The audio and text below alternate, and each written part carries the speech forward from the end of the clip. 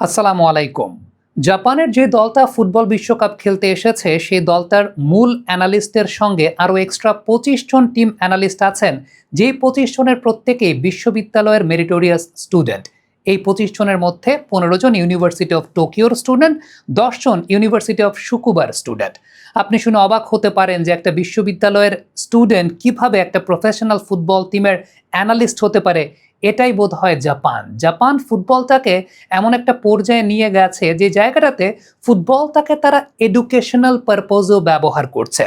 Even জাপানের এই দলটার অন্যতম বড় তারকা ছিলেন কারু মিতোমা, যিনি ইনজুরির কারণে এই বিশ্বকাপটা খেলতে পারেন নাই। তার পোস্ট গ্র্যাজুয়েশনের সাবজেক্টটা হচ্ছে ড্রিবলিং, অর্থাৎ ফুটবলে যে আমরা ড্রিবলিং করি না, সেটা হচ্ছে তার পোস্ট গ্র্যাজুয়েশনের সাবজেক্ট। তার মানে আপনি চিন্তা করে দেখেন জাপান ফুটবলটাকে আসলে কোন লেভেলে চিন্তা করছে, কিংবা স্পোর্টস সায়েন্স কিংবা স্পোর্টস এডুকেশন পুরো বিশ্বব্যাপী কত ভাস্টলি, কত প্রমিনেন্টলি আসলে চিন্তা করা হয়। আমি বহু বছর ধরে স্পোর্টস সায়েন্স এবং স্পোর্টস অ্যানালাইসিস কিংবা স্পোর্টস এডুকেশন নিয়ে কথা বলে আসছি, যেটা আমাদের বাংলাদেশের মানুষ অনেকে আমাকে পাগল বলে যে এরকম আবার হয় নাকি, এগুলো আবার হয় নাকি। এগুলো আমাদের বাংলাদেশে আসলে পাগলের প্রলাপ মনে হয় দেখে আমরা বাংলাদেশে এই অবস্থাতে আছি। আর জাপানে সেটা সত্য দেখেই জাপান আজকে অনেক দূর পর্যন্ত এগিয়ে গেছে, যেখানে বিশ্বকাপে তারা পরবর্তী রাউন্ড পর্যন্ত গেছে। এবং সত্যি কথা বলতে এই যে ২৫ জনকে ব্যবহার করা হচ্ছে, তারা প্রত্যেকেই কিন্তু স্পোর্টস সায়েন্সের স্টুডেন্ট, স্পোর্টস অ্যানালিটিক্সের স্টুডেন্ট। মেরিটোরিয়াস স্টুডেন্টদেরকে সুযোগ দেওয়া হচ্ছে টিমের সঙ্গে অ্যানালাইসিস করার। আসলে কেন প্রয়োজন, জাপান কিভাবে বিষয়টা চিন্তা করেছে? মূলত বিশ্বকাপের আগে, এই বিশ্বকাপটা যেহেতু ৪৮টা দলের বিশ্বকাপ, এই বিশ্বকাপের আগেই তারা কিন্তু অ্যানালাইজ করে ফেলেছিল যে তারা যদি পরবর্তী রাউন্ডে উঠে, অর্থাৎ রাউন্ড অফ 32, রাউন্ড অফ 16 কিংবা রাউন্ড অফ 8, তারপরে সেমিফাইনাল, ফাইনাল এই পর্যন্ত যদি যায়, তাহলে সেক্ষেত্রে অন্তত ৪০ ধরনের কম্বিনেশনে তাদের ৪০টা টিমের মুখোমুখি হওয়া হতে পারে। এখন এই যে ৪০টা টিম, তাদের সবলতা কোথায়, তাদের দুর্বলতা কোথায়, তারা কোন কন্ডিশনে সবল, কোন কন্ডিশনে দুর্বল, সেই ভেন্যুতে পিচটা কেমন, শক্ত নাকি নরম, সেই ভেন্যুতে আগের রেকর্ডগুলো কি, কোন সাইডে আগে থাকলে সেটার রেকর্ড ভালো, টাই ব্রেকারের সময়টায় কোন সাইডটা নিলে পরে সেখানে গোল স্কোরিং রেট বেশি। এরকম বিভিন্ন ডেটা কিন্তু প্রয়োজন হয় বর্তমান সময়ের মডার্ন ডে ফুটবলে, যে কারণে মডার্ন ডে ফুটবলটা কিন্তু অনেক বেশি মাত্রায় ভ্যাস্ট, অনেক বেশি মাত্রায় অ্যাডভান্সড। এবং জাপান কিন্তু এই কাজটা বেশ কয়েক বছর ধরেই করে আসছে। বিশেষ করে এই ২৫ জনের অ্যানালিস্টের বিষয়টা কিন্তু সর্বপ্রথম জানা গিয়েছিল যখন কাতারে এশিয়ান কাপ হচ্ছিল। সেই সময়টায় জাপানের কোচ এই কথাটা বলেছিলেন, আমাদের টিমের সঙ্গে ২৫ জন অ্যানালিস্ট কাজ করে যারা বিশ্ববিদ্যালয়ের স্টুডেন্ট। এর মধ্যে ২টা বিশ্ববিদ্যালয়কে তারা প্রায়োরিটি দিয়েছে। একটা বিশ্ববিদ্যালয় আমি বলছিলাম যে ইউনিভার্সিটি অফ টোকিও, আর একটা ইউনিভার্সিটি অফ শুকুবা। এবং তাদের কাজটা একদম তারা অনেক আগে থেকেই কাজটা শুরু করে দিয়েছে। এবং কোন প্রতিপক্ষের সঙ্গে খেলা, ম্যাচের আগের দিন কোন প্রতিপক্ষের সঙ্গে খেলা, সেই প্রতিপক্ষের স্ট্রেংথ, উইকনেস সবকিছু বিবেচনায় কিন্তু তাদের কাজটা থাকে। মূলত তাদের টিমের যে মূল অ্যানালিস্ট আছে তাদের কাছে সেই কাগজপত্রগুলো সাপ্লাই করা। তাহলে চিন্তা করে দেখেন জাপানে আসলে তারা কোনভাবে চিন্তা করছে, অথচ আমরা এখন পর্যন্ত স্পোর্টস এডুকেশন, স্পোর্টস সায়েন্স এগুলোর কথা চিন্তা করলে আমাদের কাছে মনে হয় পাগলের প্রলাপ। এই কারণেই আমাদের বাংলাদেশে আজকে আমরা আসলে এই জায়গাটাতেই পড়ে আছি। জাপানের মতো করে এগিয়ে যাচ্ছে। একটা বিষয় চিন্তা করে দেখবেন যে জাপানে ২০১৯ সালের পর থেকে কোনো ইউরোপিয়ান নেশন আজ পর্যন্ত জাপানকে কিন্তু হারাতে পারে নাই। কোনো ম্যাচেই তাদেরকে হারাতে পারে নাই ইউরোপিয়ান কোনো নেশন। ইভেন ব্রাজিলের সঙ্গে সর্বশেষ যে ফ্রেন্ডলি ম্যাচে মুখোমুখি হয়েছিল জাপান, সেখানে কিন্তু জাপান জিতেছিল। সো আলটিমেটলি জাপান একটা এশিয়ান নেশন, যাদের ফুটবল হিস্ট্রি হয়তো বা অত ভ্যাস্ট না, অত সমৃদ্ধশালী না, কিন্তু জাপান এখন বিষয়টাকে আসলে এমনভাবে টেকনোলজিক্যালি কিংবা থিওরিটিক্যালি, এডুকেশনাল পারপাস সবকিছু বিবেচনায় জাপান এমনভাবে নিয়ে যাচ্ছে ফুটবলটাকে বা স্পোর্টসটাকে এন্টায়ারলি, যেখানে সত্যি কথা বলতে বিশ্বের যে কোনো দেশের জন্য কিন্তু একটা এক্সাম্পল, বিশেষ করে এশিয়ান কান্ট্রিগুলোর জন্য কিন্তু একটা অনেক বড় এক্সাম্পল। ইউরোপিয়ান কান্ট্রিগুলোতে স্পোর্টস এডুকেশন, স্পোর্টস সায়েন্স বহু আগে থেকেই প্রমিনেন্ট। চিয়ার আপের রিফ্রেশিং স্বাদে সবার মুখে হাসি ছড়াবে। চিয়ার আপ ছড়ায় হ্যাপিনেস। কিন্তু জাপান এটাকে সত্যি কথা বলতে একটা অন্য লেভেলে নিয়ে যেতে চাচ্ছে এবং তারা নিচ্ছে।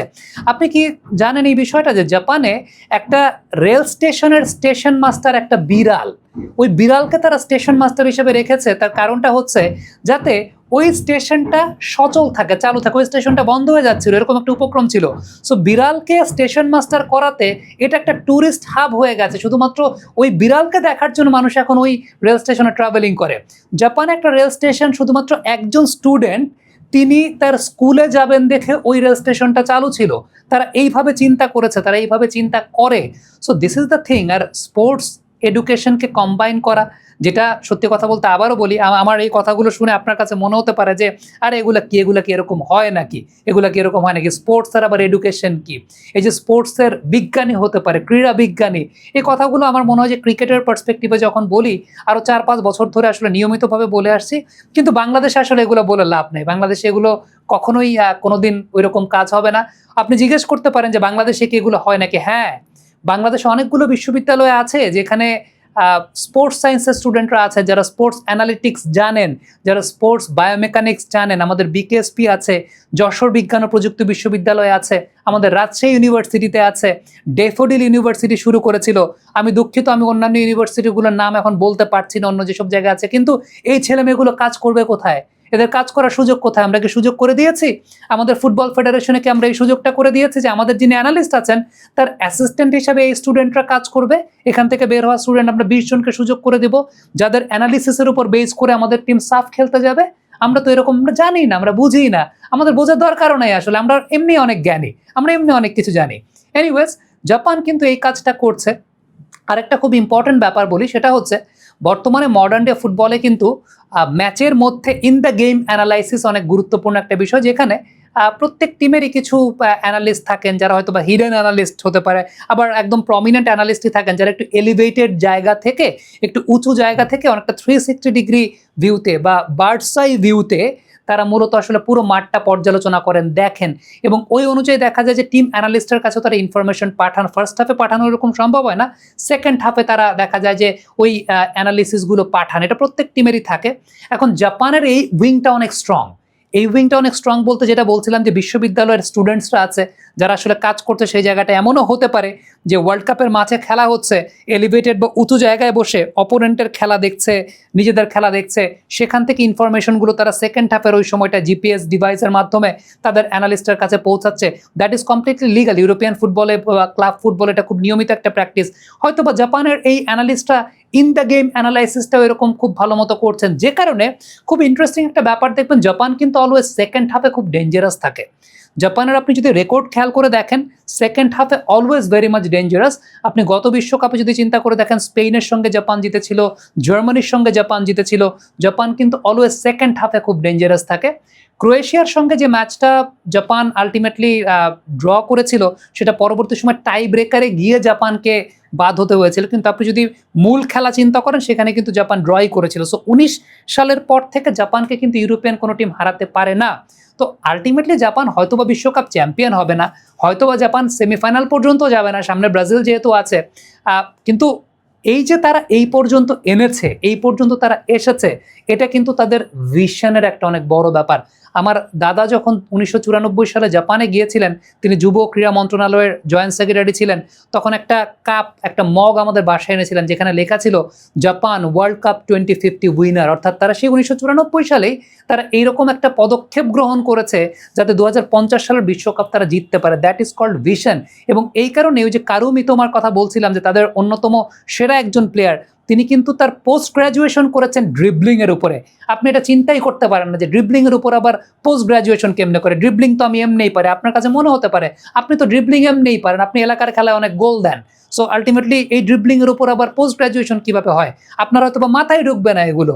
এই কারণেই আসলে আমরা এই জায়গাটাতেই আছি। আর জাপান বা উন্নত দেশগুলো, পৃথিবী অনেক এগিয়ে গেছে ভাই, পৃথিবী অনেক এগিয়ে গেছে। আর আমরা সত্যি কথা বলতে খুব সিলি ম্যাটার নিয়ে আমরা ঝগড়া করি, মারামারি করি, একে অন্যের পিছনে লেগে থাকি, অনেক মন্তব্য করি, যে মন্তব্যগুলো বাইরের দেশের মানুষ শুনলে আসলে খুব হাসাহাসি করে, খুবই হাসাহাসি করে। কমেন্ট বক্সে আপনাদের মন্তব্য, মতামত জানতে চাই।